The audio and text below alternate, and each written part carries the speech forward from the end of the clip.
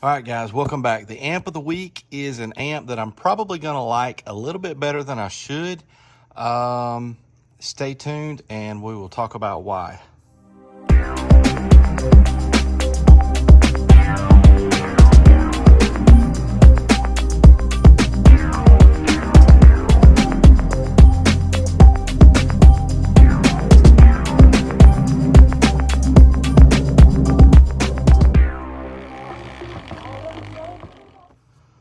All right, guys, so what we have this week is the Pioneer GM-DX871. Pay attention to these numbers. We're going to talk about 3 different models of almost the same amplifier. But let's go back about 5 or 6 years ago when I was first kind of starting to get back into car audio. I had a son that was 16 at the time, and he started getting a little bit interested in systems, and boy, my ears perked up, and it's been nonstop ever since. But we go into a stereo shop. There's a cool stereo shop in Huntsville, Alabama. Actually, it's Madison, the city there where Sound Depot is Madison. They're kind of connected. Huntsville and Madison are just right there together. But we go in there. They got some really cool stuff. And, you know, they're a Pioneer dealer. It's one of the many brands that they sell. This series, the new series of Pioneer Class D amps had just come out. They were brand spanking new. And, of course, one of the salesmen in there was talking to me about this model and what I'm going to call the regular model, which is the GM-DX871. Is sort of the regular model of this amp. And he said, well, you know, we got this limited edition, I think that's what he called it. And I think Pioneer's website for a while called this like a limited or a limited edition or whatever. And he said, you know, they're only going to make so many of these, and apparently they made a bunch of them anyhow. But, you know, and the only real difference, we'll look at it here in a minute. This top piece here has like a brushed aluminum look, where I think the 8701 is more of just like a shiny black. And then this one has the gold plated RCAs. That's it. Like there's really not enough difference to squawk about. But on Pioneer's website, this one showed to be like $10 more than the 8701. But I really kind of wanted that amp. I didn't run any Pioneer amps or subs back in the day. I did wind up with, I don't know, 3 or 4 of their head units. Every single one of their head units that I ever had was awesome. Back in the 90s and 2000s, loved Pioneer's head units. And but I don't know, I just got kind of interested in maybe running a Pioneer amp and some Pioneer subs. Never did do that, by the way. But I just kind of had this amp on my mind for a while that I wanted one. You know how it is, you get something in your head, you just want it. That's how I was with this amp for a while. By the way, what I ended up getting is the Rockford. This was the Prime series that was out at that time. They got the new R2s, so I haven't even taken the plastic off there. But the little 500 mono block, that's what I wound up getting from that same stereo shop at a later date. That's an excellent amplifier, by the way. I'm not saying I regret my decision. But this amp right here will go to 1 ohm. And the one I just showed you only goes to 2 ohms. And this amp is rated 800 watts at 1 ohm, 500 at 2, which the Rockford is a 500 2 ohm amplifier. So technically this amp was supposed to put out a little bit more power. But, all right, so I told you the difference between the DX871 and the D8701. Almost no difference. But beware, if you go online, somebody could easily mess up and pick up the GM-DC871. And for whatever reason, that amp looks almost the same. It has a textured top Doesn't really look like carbon fiber, but it's kind of a honeycomb texture. Does not have the gold-plated RCAs. But that amp, for whatever reason, they do still give you a 1600 watt max rating, but it's just a 2 ohm amplifier. So the RMS rating on that amp is 500 watts at 2 ohms, and it's not rated to go to 1 ohm. That would be really easy for somebody to make that mistake. And in a lot of ways, I think the look of that DC871 with the honeycomb looking thing, the ends are red too, this gray on the end, that part's red. I kind of think that's the one that looks the best out of all of them. But I've been rambling for a while. Let's see what we've got here. They tell you the 300 4 ohm and the 800 1 ohm. They don't give you the 2 ohm right there anyhow. They don't. But I have a feeling I'm going to like this amp just because I wanted one pretty bad 5 or 6 years ago. We'll talk about price here in a minute. That's one of the reasons why I say I'm probably going to like it better than I should. But let's get this out of the box. I have not taken this out of the plastic. I have pulled it out of the box off camera, but I have not taken it out of the plastic. You guys are going to see this thing with me for the first time. All right. There she is. Also, it's got a normal weight to it. I was a little worried that this amp was going to end up being lighter than it should be, you know, but I would say it weighs about what it should. Also, when we talk about price, we need to talk about making sure this one is brand spanking new. It's not a refurb. It's not an open box. None of that stuff. But on Amazon and eBay, there are some refurb and open box options. So just be careful that you know what you're buying. That does look kind of cool.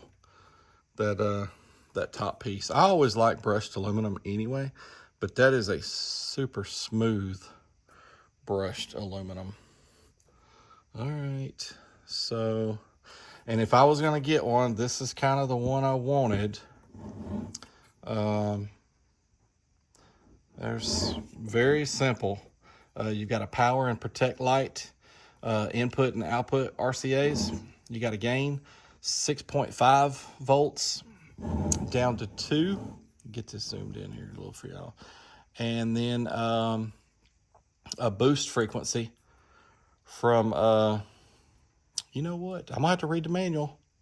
Make sure that's not a low pass. But 40 to 240, and then your input there for your remote. So this is a Class D. If you see the Pioneers online that have the red on them, now I know that one I just talked about, I said it had red on it. But those other, the A series, those are Class AB amps, and these are Class Ds. All right, so here we go. That looks like they got the, just like on my Rockford, the ones that are angled down. About that time period, a lot of amps were doing that. That Rockford is from the same time period that this amp is. But that's 4 gauge, I can tell by looking at it. And then the remote there and the speakers, they're fairly large. They look like you could put a 8 gauge in those. But 240 amp fuses, that's a good sign. What do we have here on the back? All right, there we go. Just some, no ratings there. But that's it, guys. I've been talking for a while. Let's get to the good stuff. I'm going to check out the manual. I'll show you this bass knob and stuff. But let's get this thing wired up. All right, guys. Before we wire it up, I wanted to show you the accessories here. So we have a bass knob. No lights. It is clicky. So I'm not the biggest fan of they're little clicks. But I like that it's small. I'm a fan of small bass knobs. It's partly metal, partly plastic, but nothing special. Keep in mind, guys, when this amp came out, that was before the amps with all the clip lights and all that stuff came out.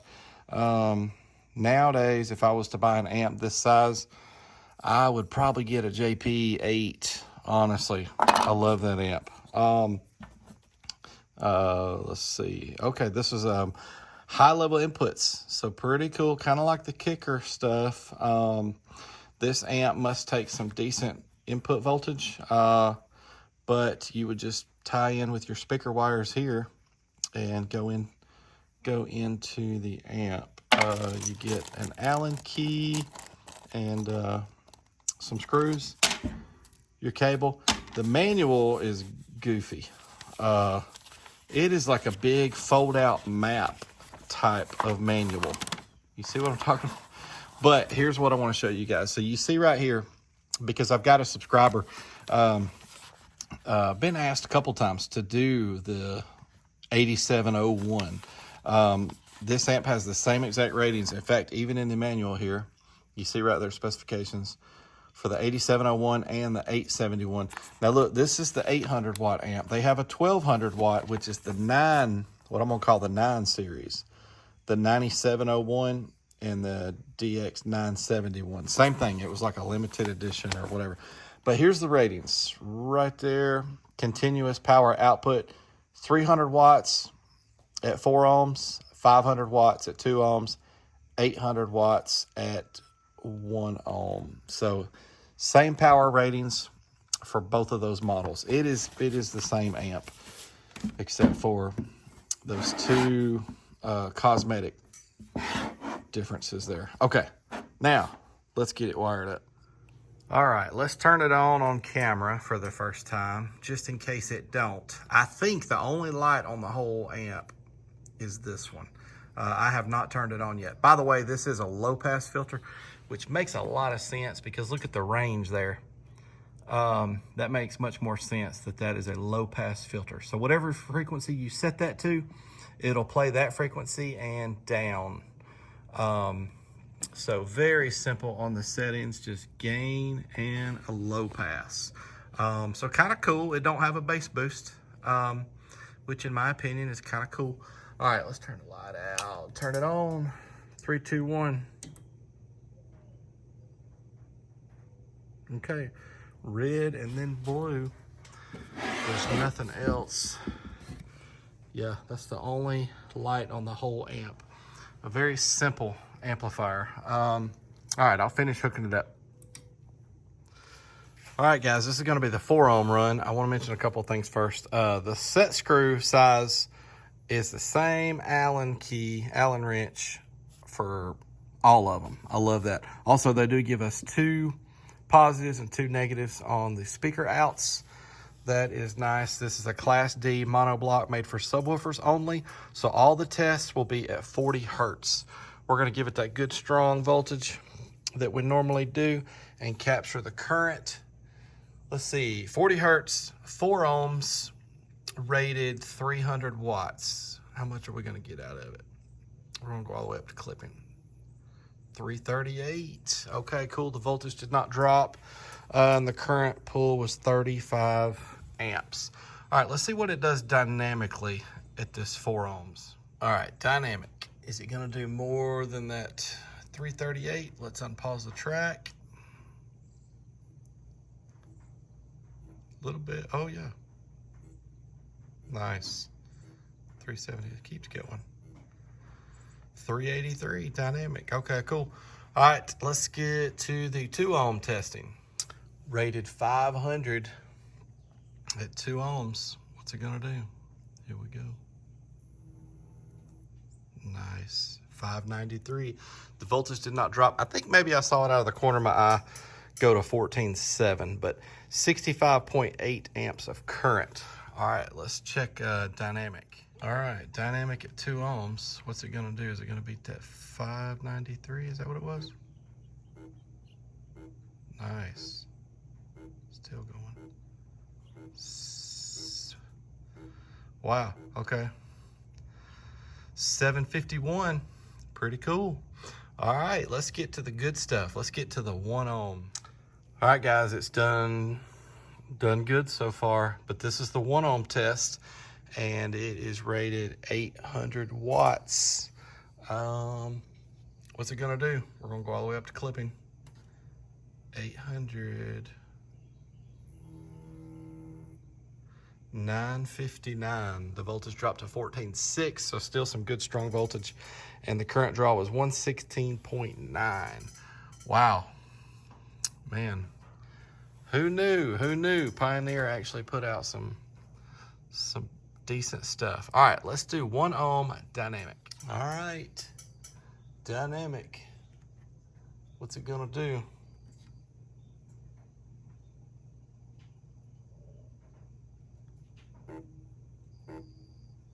What? 1398. Wow, guys. What a stout little amplifier. This thing put out more power than I thought it was going to put out. I'm going to be honest with you guys. This thing is really good. I know that some of the other channels did this amp years ago. I haven't watched those videos in a long time. I couldn't remember exactly what it did. I felt like it did pretty decent at least, but golly, wow. What a great size power output wise for a vehicle with stock electrical. I mean, this really is ideal, the ideal size. So the only thing is, I should probably talk about this at the end, but I feel like this amplifier maybe is a little outdated by today's standards, price-wise and features. You know, you got the Down for Sound JP8 that's got the clip light on the amp, clip light on the bass knob, subsonic filter, and all, you know, all the good stuff. Tiffany RCAs, and it's just a little bit outdated. But in the end, let's talk some more. I'll tell you about the price, but we got to hear it, right? Do y'all want to hear it on the 2 SCAR 12s or the 2 Sundown 15s? I think y'all said 15s. Let's roll this over there and hook it up to those Sundowns. All right, guys, here we go. Let's listen to this thing. The Sundown 15s right here. These are E15s. Keep in mind they are in a sealed box, which is not ideal. Let's see.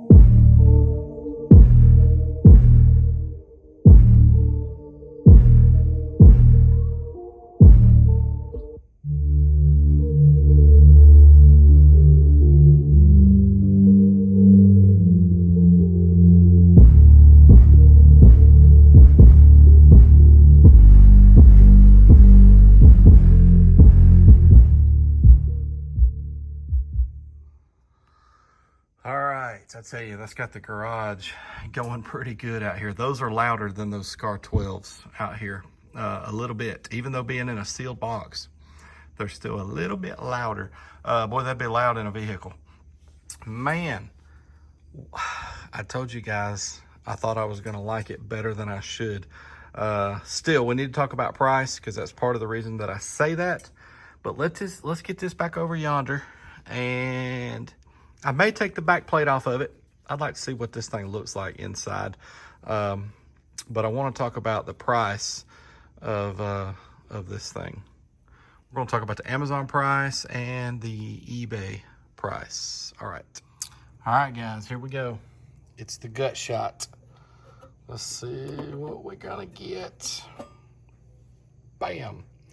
Wow. So how different is that?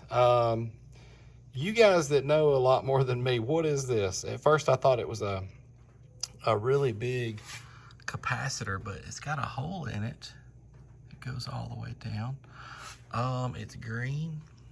It's got, I don't know. But guys, the layout of this amp is quite different than the stuff that we normally see. So That's interesting that it seems to be so different, just the layout and stuff. So you guys that know a lot about these components and stuff, this might not be so different for y'all, but it looks a lot different than what I normally see. But guys, I like it more than I should. I'm gonna consider keeping this amp for myself, honestly. I don't know. I probably shouldn't, but I just like it. Part of that goes back to me wanting one 5 or 6 years ago, but it is a very plain, basic amplifier. But that might be what some people want. Some people might not want a lot of fancy dials that they don't know what they do, or lights on the bass knob that are too bright for the cab. It just depends on what you're after, but it puts out good power, and that's what I like about it. So price, right now on Amazon, I could not find the DX871, but the D8701 is $159.95, and if you get free shipping, if you're a Prime member, and tax is going to bring you to $172.75. Guys, don't pay too much for this amp, or it is just clearly not a good deal, honestly. Over on eBay, you can get all three of those models that I mentioned, and they're all three roughly about $140. I'll be honest with you, I got this one for $130. It came out to $140 with tax. Had free shipping. It was $140 with tax. So that's what I paid for this amp, was $140. Also still a little high by today's standards, especially for the lack of features. So that's why I say I like it more than I should. If you're not careful what you pay for this amp, you can get it slightly cheaper than that if you get one of those open box or refurbs or something like that. Just be very careful on what you're buying. But anyhow, I do like this amp.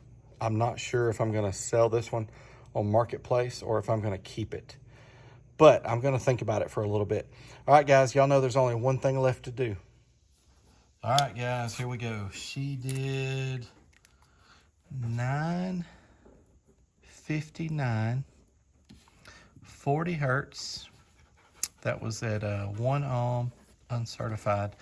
Guys, I'll say it again. I like this amp quite a bit. I like it better than I should.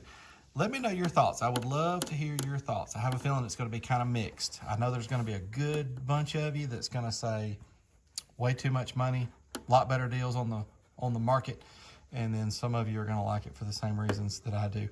But guys, stay tuned to the channel. Thank you so much for the support. Keep coming with the comments. I've got 2 brand new ones sitting over here to my left.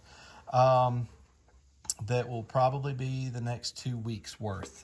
So you don't want to miss out on that. Please subscribe if you haven't. And again, thanks for the support.